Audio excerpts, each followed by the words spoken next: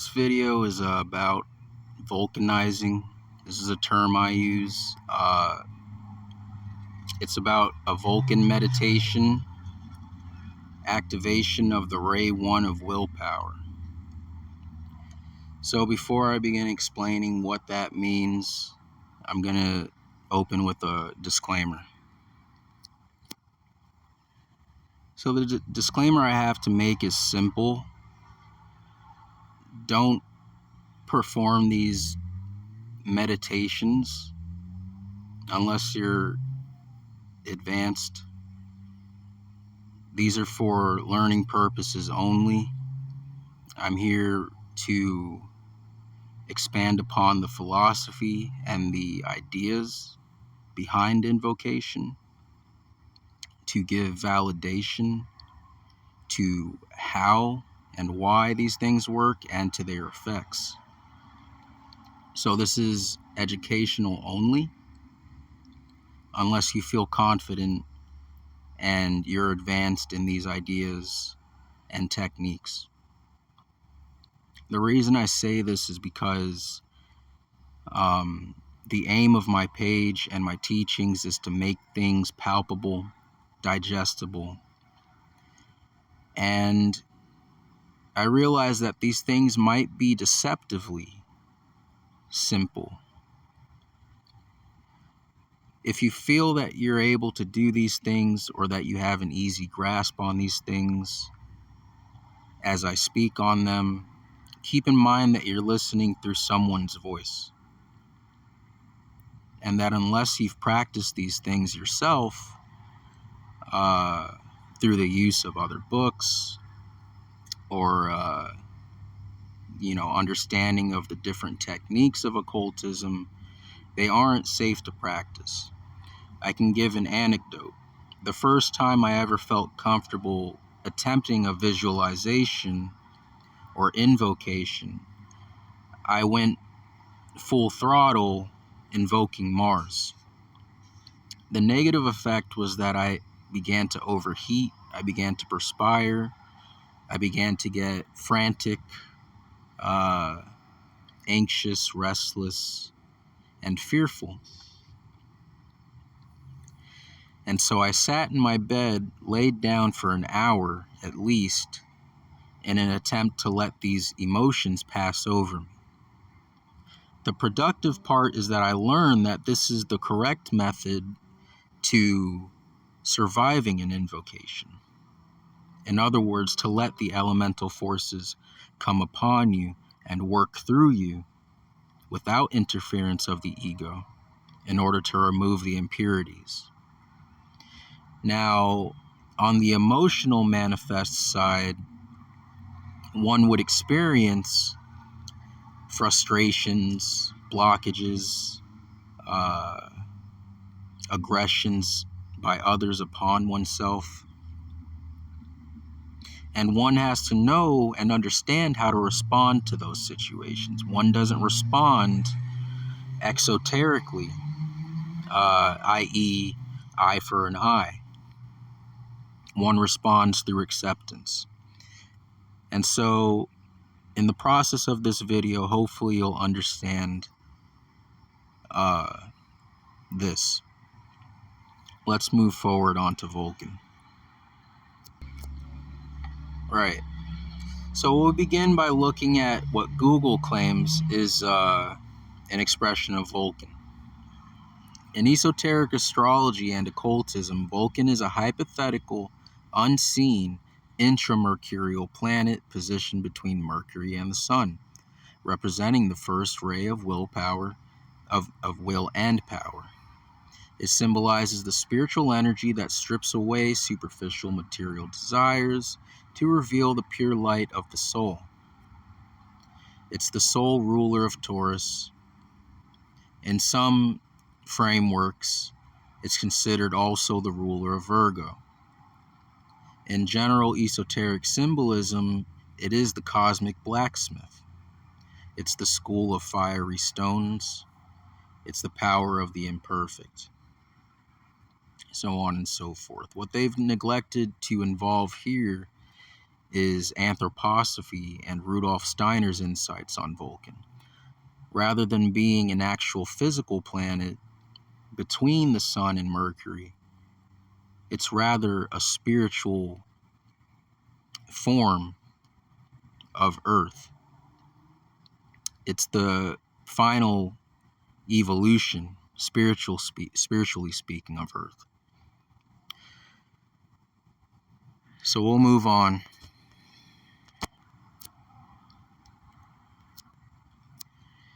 Here I have my own notes in my journal about my vulcanizing meditation. More importantly, to the point, I've drawn a representation of how one should look performing this meditation, as well as to give a general emotional tone of what the effect of the vulcanizing is.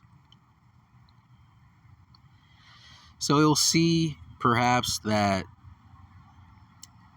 the invocationer or the petitioner is designed to be at the core of the earth, the magmic center.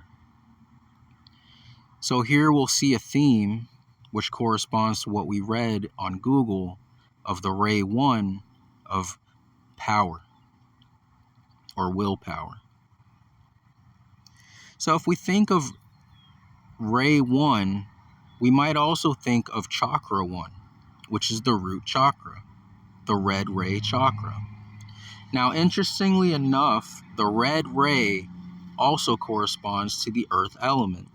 So we have a theme here of fire and earth. We don't usually consider fire and earth to be one and the same or to work together, especially not in astrology. One doesn't immediately notice the importance of every fire sign being next to every earth sign. And this is only understood and revealed through intra-occult topics, such as alchemy, such as the Vedic systems or the Tibetan systems. So the idea here is that earth and fire are compatible together.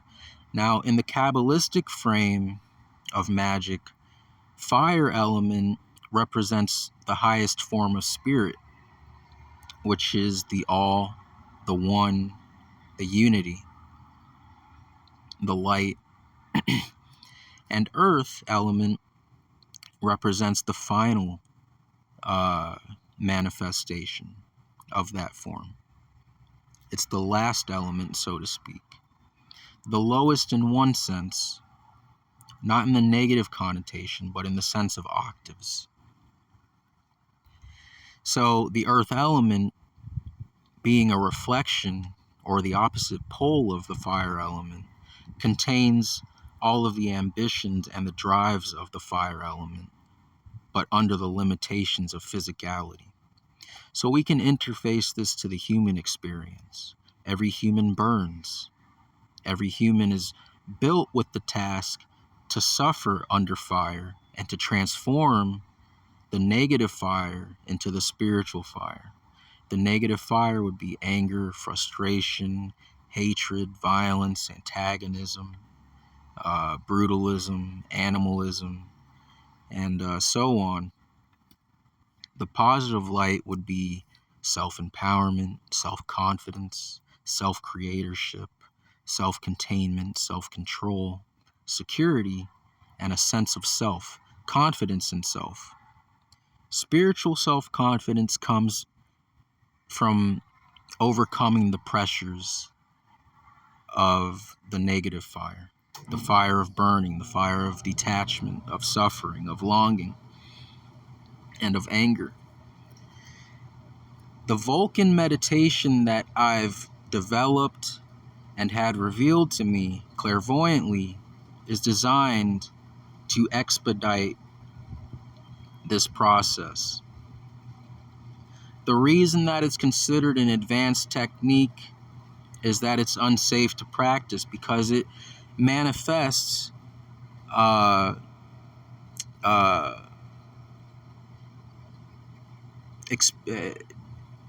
very intense experiences.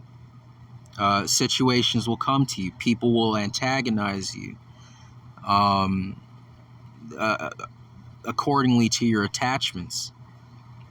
So, for example, if I'm someone who builds my identity off of my possessions, I'm powerful through my possessions, and you do this invocation, you will activate people who are emotionally overpowering over you, who will attempt to frustrate you.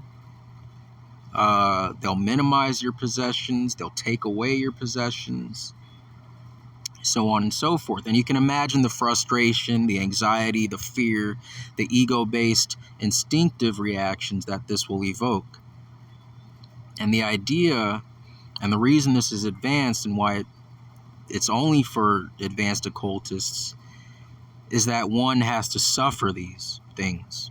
One has to strip away the illusions of the identity under this Ray 1 activation. So one has to sacrifice their attachments of their ego to transcend the ego here. So again, we can interface this to the Earth experience. Of course, we know that the Earth has a magmic core, and we know that the surface of the Earth has to manage being a mediator between the cosmic heat of interstellar activity, spiritual activity, and the inner heat of the Earth's quote-unquote own desires and own will. So we have to manage our own desires and will under the requisites of external reality. And you might think psychologically here for a moment as to the mediation of one's own needs and the needs of the other and the development of the superego. So we can say in a sense that Vulcan corresponds in some kind to the idea of the superego of psychology. Not in the sense that the superego is a abstract, airy, nebulous kind of veil of morality, but in the sense that it has a soul configuration and a soul correspondence and a reality in the soul, that it gives us the grounding we need as per Mars and the Earth element. So speaking of Mars and the Earth element, the best time of year to do this is when Mars is in Taurus or when the Sun is in Taurus. Now you might recognize as an astrologer that Mars in Taurus is in its detriment or in its fall. So we have to recognize that the difference between exoteric astrology and esoteric astrology, one of the differences is that these detriments, so-called, or these falls, are the greatest sources of power or opportunity for power and development for the occultist and esoteric astrology. So, for example, when Venus is in Aries, we call it detriment exoterically, but esoterically, it's an opportunity for great development. The same can be said for Mars and Taurus. It's the pressure of accepting the fire, so to speak, of Aries, but under the context of Taurus, where that fire remains internally without any leverage to express it externally. So another way of looking at this would be to accept that Vulcan is the blacksmith spirit and that we are the piece of metal that's being reforged into a sword or into an equipment, so to speak. Another way to see this would be to say that the knight's armor, there's chinks in the armor. There are weak points in the armor. Those weak points are where Vulcan works to strengthen us best. So he develops the flexibility in the knee area of the armor or in the elbow area of the armor. he develops the iron codpiece to protect the genitalia, the exposed parts, the underarm. So that's what Vulcan does in a exoteric, natural, unfolding sense. Everybody experiences this theme several times a year. We expedite this process occultly through the development and application of this Vulcan meditation. Now, I've never been involved in occult lodges, so I don't know the method that they use to activate the Ray One. It's never expressed. I'm telling you, I own 8 books of Dion Fortune. I've read the books that no one reads. I have them in my laundry room right now. I have William Gray's Kabbalistic book. I've read Gareth Knight. I own several Rudolf Steiner anthroposophy books. Rudolf Steiner might be the only one who expresses these things the most, and even then he never expresses the actual occult meditations or rituals used to develop these psychic dispositions. So I've had to have these things revealed to me through intuition and through clairvoyance. So I can only speak from how I would do it. Now, in my field, we use the moon. So when the moon acts as a reflector, and I've expressed this in different videos, the moon, when it's in aspect to Mars and Taurus, soft aspect, or when it's in soft aspect to the sun in Taurus, this is the opportune time to perform this invocation. And the effect will be that you feel more stable. Of course, if you successfully navigate the obstacles that it arouses in the process of removing these impurities physically and emotionally through ethical cleansing or ethics cleansing or moral purification, you'll become more accepting. You'll become less polarized, more non-dual, and so on. Now, I can use an example of how this expresses itself, the Taurus energy, and I've done this before in a prior video. We can use the example of a celebrity named Elliott Smith. He was a musician. Now, he's a great example of the non-dual or the paradoxical expression of the earth element.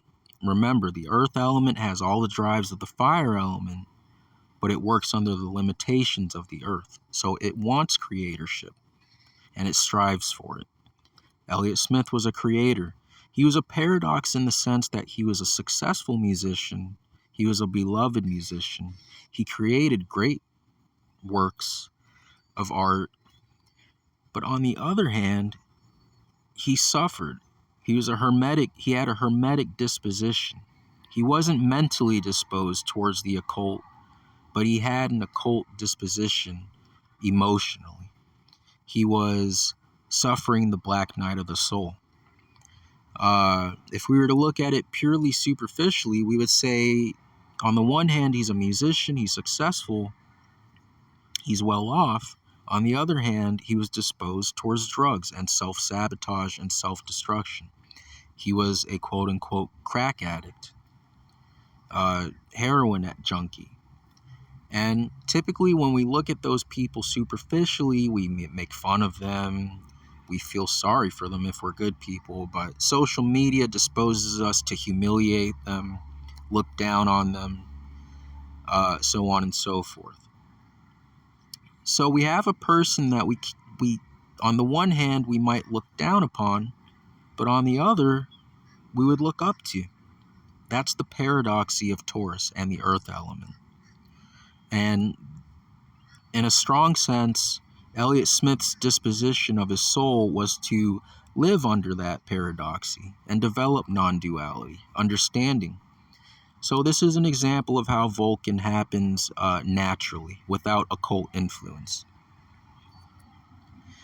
So, through occult influence, or through the vulcanizing, or the Vulcan invocation, we expedite that process and we develop these things quickly, if we're able to do so successfully. So that does it for the exposition part, the philosophical explanation of Vulcan. Now we'll step into the practical application. So, to begin with the practical application, I want you to sit comfortably. You can sit in lotus position, however you feel comfortable. Clear your mind, clear your thoughts, clear your emotions. Now, essentially what I want you to do is visualize yourself as the image that I've drawn here. In other words, I want you either physically or in your visual to imagine, to huddle yourself upright in fetal position. What this does is this creates a feeling tone of being in your own personal space, in your own head space, in your own selfness. So I want you then to generate internal heat. Now, an advanced occultist can do this immediately just by recalling the feeling of internal heat, because he's done it enough. On the other hand, you can utilize extra occult techniques, such as the Vedic techniques, the yogic techniques of dragon's bellow, dragon's breath. You can utilize the Tummo technique, or the vase breathing technique of Tibetan Buddhism. The idea is that you want to generate positive internal heat. What this does is this generates vitality. It purifies the red bile of the body, which is the blood, the circulatory system, and removes the impurities thus. Either way, I want you to sit upright in fetal position and to generate internal heat. Now, the next step is to recite the mantras to evoke the feeling tone that is appropriate for Vulcan. So I want you to repeat internally the mantra, I am self-containing, or I am self-contained. What is self-containment? Well, we're familiar with it on the negative side, which would be forced isolation. We can think of prisoners. Under forced isolation, they become primal, agitated, fierce, mad. On the positive side, we have self-containment. This is the ability of one to control one's fire, just like the earth does. Of course, every now and then, the earth boils over, erupts, it tremors and shakes, but it never gives way to anger. And the idea here is that an occult professional does the same. The occult professional has no bitterness. The bitterness has been ironed out. It's been distilled and purified out of the body into positive heat, which is self-control, self-containment, the ability to restrain oneself in the face of stressors and antagonizers. I want you to repeat the mantra, I am secure, I am secure, I am secure. I want you to repeat the mantra, I am enduring, I am enduring, I am enduring. And I want you to repeat the mantra, I am self-creating, I am self-creating, I am self-creating. What this one does is it puts you into the headspace of self-confidence, of sense of selfness, positive sense of self. It gives you the spiritual connection. We have to keep in mind that your higher self, alongside living in the star chakra and the upper chakras, lives in the crown chakra. So you develop a connection with your higher self. You cease treating your higher self as an abstract, and you begin to sense it, especially under lunar activity, as a living force or a living being or an angel, quote unquote. And we build this connection. In the face of anger, instead of reacting vocally and violently, we turn inward and we consult with ourselves or our higher self. That's what the mantra of I am self-creating evokes. And I want you to repeat these mantras until you get the feeling tone of what they represent. So that about sums up the actual meditation technique. And you can perform this for as long as you feel comfortable. I do it for around an hour plus. 15, 20, 30 minutes might be appropriate. However long you feel comfortable. But that sums it up basically.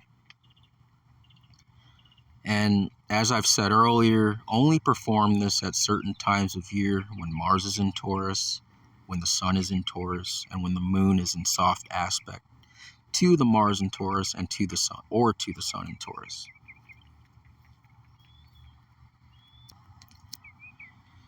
So all in all, that about sums up the intent of the video. I began with an introduction. I segued into a disclaimer. And then I moved into the philosophical how and why and the effect of Vulcan and the nature of Vulcan, and finally into the meditative process for my vulcanizing or Vulcan activation. So I'd like to thank you for staying here and sticking it out with me. Remember not to perform this unless you're advanced, only to use it for educational purposes, this video. And I hope that it's done its job. Thank you. Have a good day.